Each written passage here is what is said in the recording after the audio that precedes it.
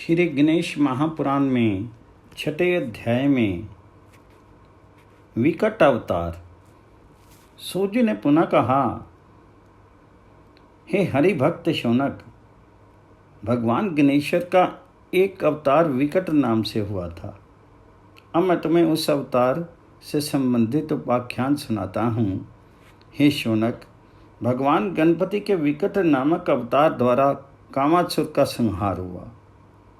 ये प्रभु सौर ब्रह्म के चारण करने वाले मयूर वाहन कहे जाते हैं।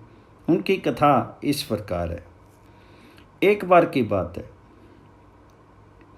जलंधर नामक असुर बहुत प्रबल हो रहा था। समस्त संसार उससे त्रस्त था।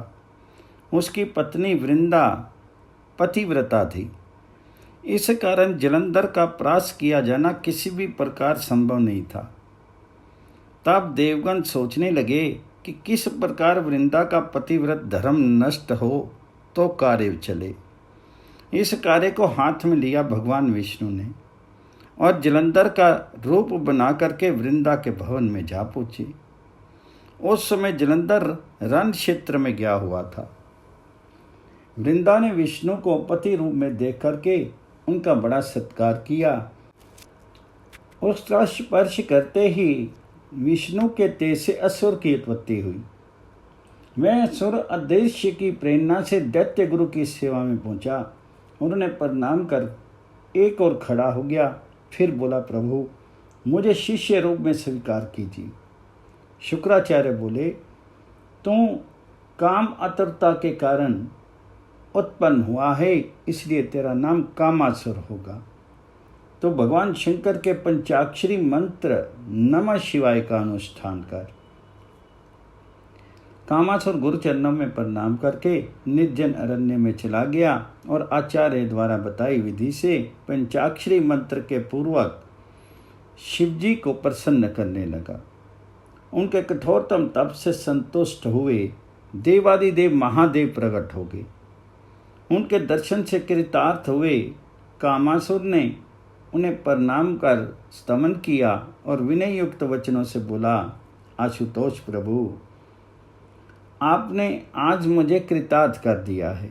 हे नाथ, मैं आपके चरणों में सदृढ़ भक्ति की याचना करता हूँ। शिवजी बोले, ये तो तुझे सहज ही प्राप्त हो गई वत्स। अब तेरे अन्य अभीष्ट हों वह भी वर मांग ले। मेरे लिए अपने भक्त की अभिलाषा पूर्ण करने में अधे कुछ भी नहीं है।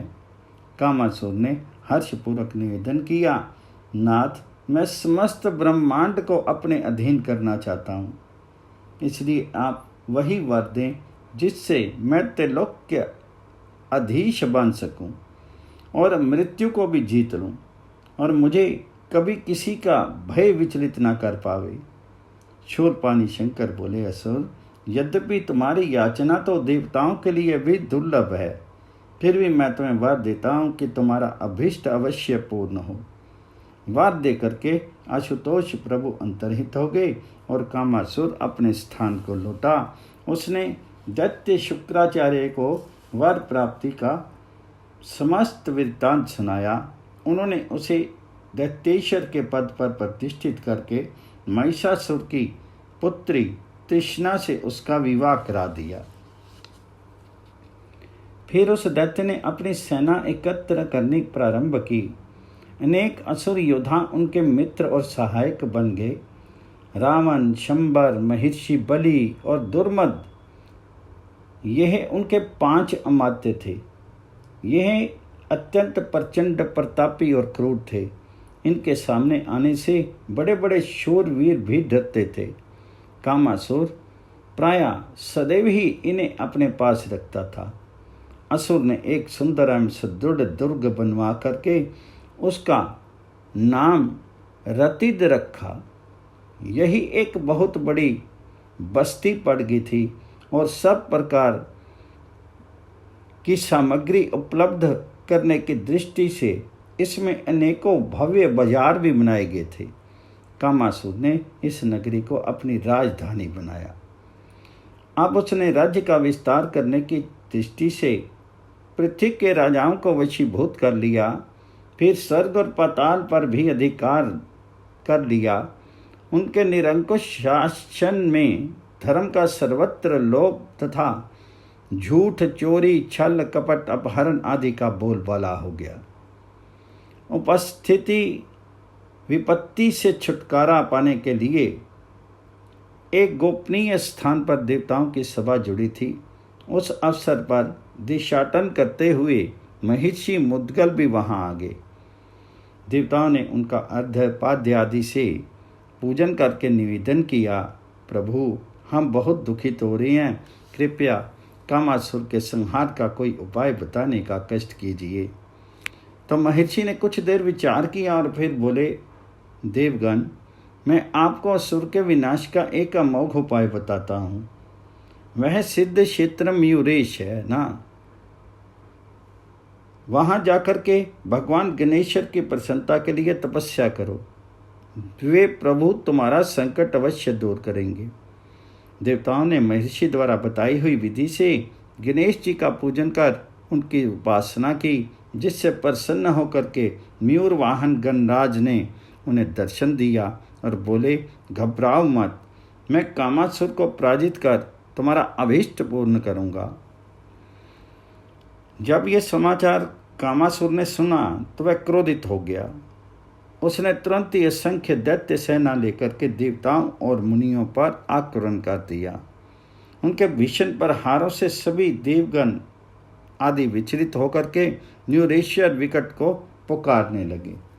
उन्हें व्याकुल देख करके भगवान गणेश्वर मयूर पर सवार होकर के रण क्षेत्र में पधारे और दैत्यों का विनाश करने लगे। ये देख करके कामासुर मयूरेश्वर के समक्ष आकर के क्रोधपूर्वक बोला, अरे मूर्ख, तू यहाँ प्राण गंवाने के लिए क्यों आ गया है?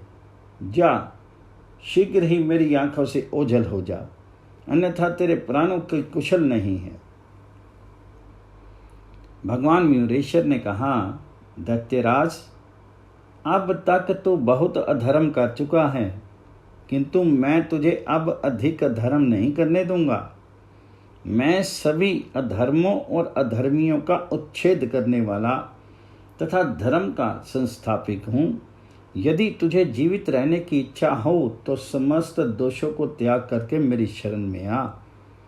कामासुर का क्रोध बढ़ गया।